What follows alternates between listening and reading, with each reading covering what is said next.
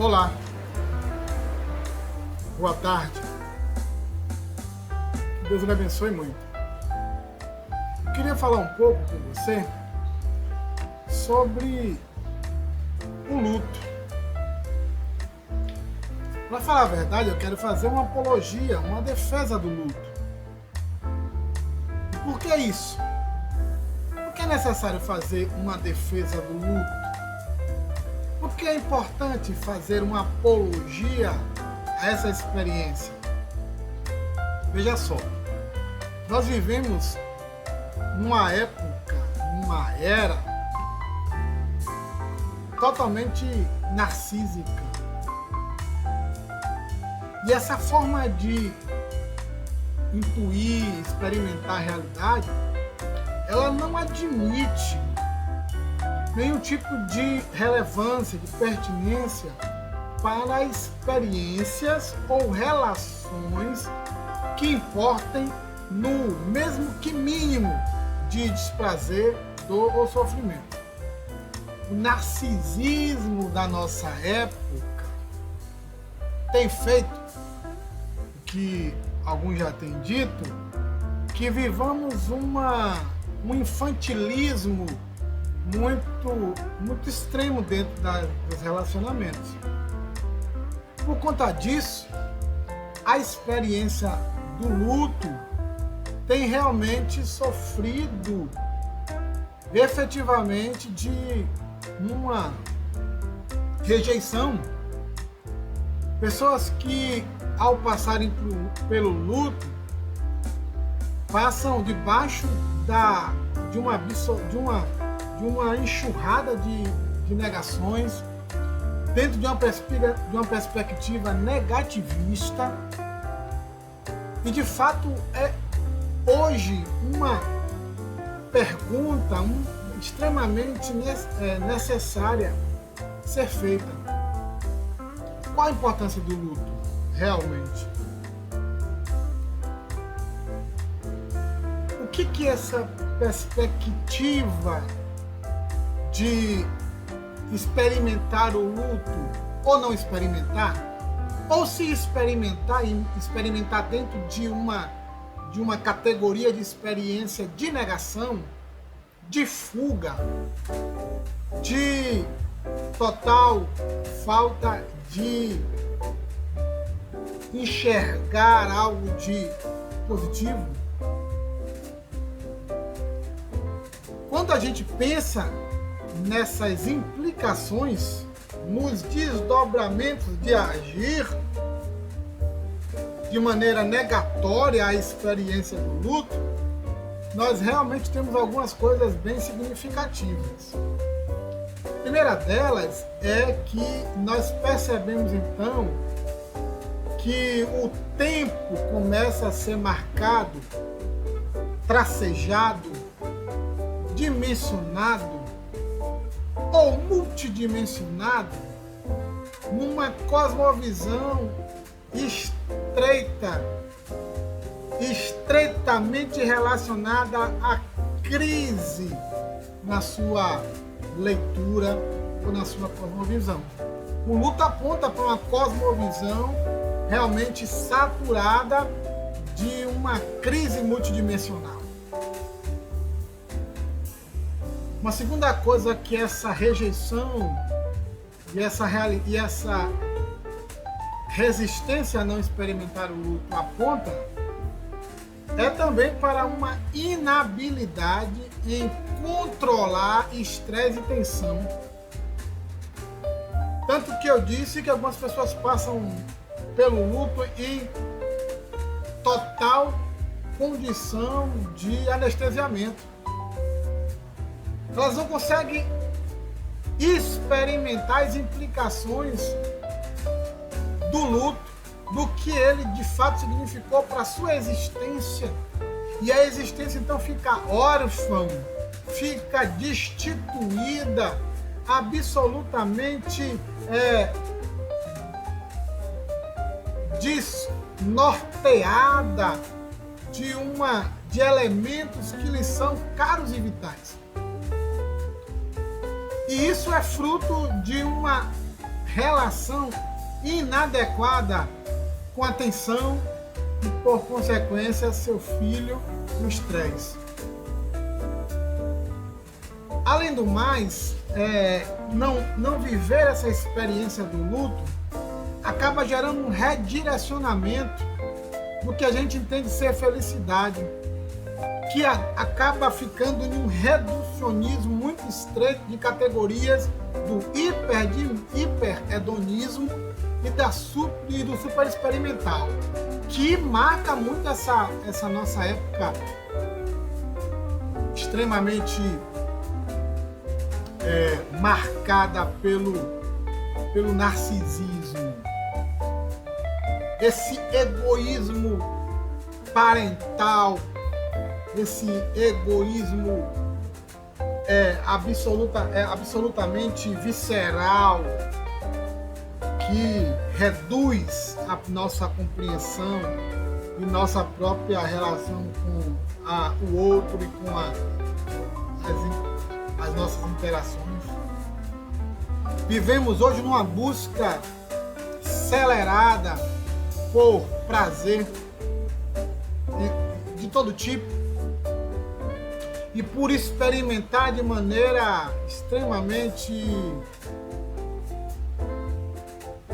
multifacetada, de maneira completamente multi-experiencialista, tudo aquilo que os nossos sentidos podem experimentar. É uma dimensão muito marcada pelos sentidos, pelo super-experimental, pelo hiperedonismo, uma busca muito singular pelo prazer. Então, evidentemente que dentro desse contexto o luto vai ser um problema muito sério. E aí, por conta disso, há uma ressignificação de institutos, experiências, processos, paradigmas que caracterizam o existir e sua dinâmica existencial.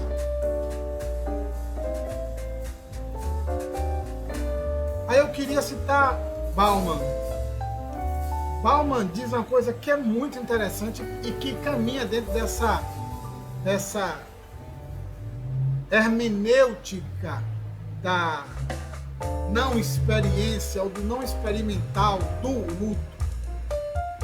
E ele diz que buscar a felicidade numa sociedade de mercado, de consumo, caracterizada por marcas, logos e lojas, exige que ela seja hipotecada. Eu acho essa expressão muito feliz de Bauman quando ele diz: nós temos uma sociedade hipotecada, que vai hipotecando sua felicidade a partir de uma busca acelerada, como eu disse, de uma busca aleivosa até, uma busca intensa, absolutamente anímica, totalmente idílica do prazer, dos seus próprios sentidos, daquilo que você experimenta e entende sobre a realidade. Luto, então, seria o quê? Seria, então, essa dramática resposta emocional afetiva à dor e o sofrer de uma perda de um ente querido ou alguém muito, mas muito íntimo. Luto é dor e sofrer, por isso é repelido. Por isso é absolutamente negado do ponto de vista de uma experiência de amadurecimento, de crescimento. Exatamente porque dor e sofrer se relacionam muito intimamente com essa característica do narcisismo muito majoritário e premente de nós.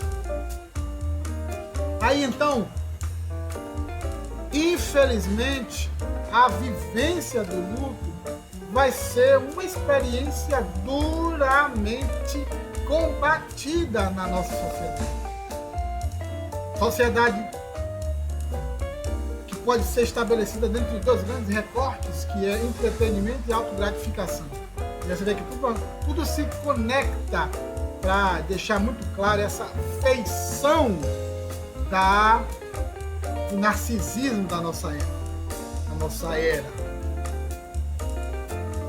Então, diante disso, eu quero fazer uma apologia, uma defesa à experiência positiva do luto. Primeiro porque a gente não pode fugir disso, querendo ou não querendo, invariavelmente, dentro do desdobramento do tecido existencial e da nossa própria vida enquanto sujeitos, nós vamos lidar com o luto. Então a questão não é se lidaremos ou não lidaremos, a grande questão é como lidaremos, de que maneira. E aqui então se estabelece a minha apologia, a minha defesa. E a primeira coisa que eu quero dizer é que, por que nós precisamos da experiência do luto? Porque ela indica o nível de significado daquele que partiu de nossas vidas. Já parou para pensar o que o luto representa? O luto representa essa experiência que deixa de evidenciação, de explicitação da importância daquela pessoa para nós. Note bem, a dor do luto é indicativa. Ela indica o quanto a quantidade de energia, de sinergismo, de interação estava presente na afetividade que agora foi rompida. Ela, de fato, aponta para uma afetividade que muitas vezes não era nem intuída na sua verdadeira dimensão, que só se torna real quando ela se agiganta na experiência do luto. Uma segunda coisa importante relacionada à experiência do luto é que o luto revela que nossos relacionamentos são temporalmente precários. Temporalmente precários. É outra grande lição, outro grande recurso que o luto vai fornecer para o nosso existir no mundo. Porque nós nos equivocamos muito nesse ponto. Porque há uma tendência baseada na nossa percepção egóica do ego de que as pessoas são eternas. E nós temos muita dificuldade com a temporalidade e finitude. E nós esquecemos nessa expansão da existência e nessa aceleração de viver que diz respeito os ritos, que diz respeito os tempos do nosso existir. E infelizmente o luto tem que ser uma pedagoga dura, ensinando uma lição duríssima, que de fato é que aqueles que amamos não são eternos, como tampouco não somos. Então não podemos perder esse ensino tão necessário do luto. Escute bem, eu chamo isso de pedagogia do estado de fuga, que na verdade nos ensina, como uma pedagoga excelente, que nossas relações, elas são temporais ou temporárias. Pensa só. Imagine que você soubesse que aquele que você ama só teria uma semana de vida. Como seria essa semana? Entendeu? Então, entender que aqueles que nós amamos são fugazes, são temporários, é muito importante para que possamos buscar uma relação melhor, mais produtiva, mais intensa, mais autêntica, mais realmente sinônimo de relação.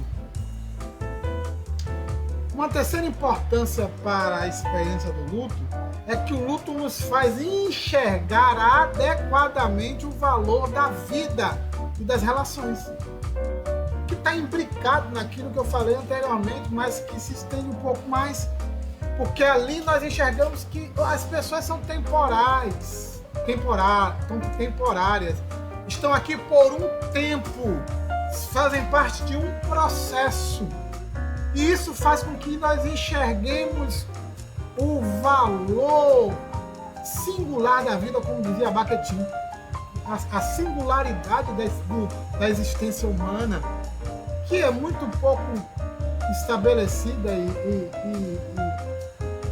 sublinhada nas nossas relações, que são tão aceleradas, igual como acelerado são os nossos pensamentos e sentimentos.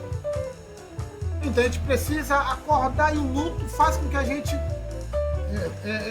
perceba isso. Eu diria até que é um freio de arrumação, porque começa a mostrar para você que de fato as pessoas têm um valor tremendo. Cada pessoa que faz parte da nossa bolha de relações, da nossa estrita relacionalidade, são singulares. Cada um deles tem um valor que não pode ser substituído. Somos seres insubstituíveis. Bakhtin novamente vai nos dar essa compreensão. Somos seres insubstituíveis, e o luto mostra isso. O luto mostra como banalizamos a vida, sua beleza, complexidade, como nós, de certa maneira, colocamos em menoscabo, em segundo nível de importância os relacionamentos, como o trocamos em certas aproximações perigosas. Então o luto vai nos ensinar isso. Além do mais, o luto nos instiga a passar a limpo nossos relacionamentos. À medida em que vemos então que nossos relacionamentos são singulares, que todos aqueles sujeitos que fazem parte do âmbito do nosso existir eles são absolutamente insubstituíveis, isso faz com que a gente passe a limpo o tipo de relação que nós estamos vivendo. Muitos problemas acontecem por conta de não avaliarmos bem nossos relacionamentos, como nós estamos vivendo, e às vezes estamos vivendo um relacionamento muito aquém do que ele deveria ser vivido. Olha só quantas pendências nós toleramos em nossas relações, quanta coisa mal resolvida e mal vivida. E aí isso nos mostra como somos apáticos diante da tarefa importantíssima, crucial, de gestar a qualidade existencial de nossos relacionamentos. E o luto nos instiga a isso. Faz com que essas lentes sejam limpas, se tornem, consigam enxergar mais claramente.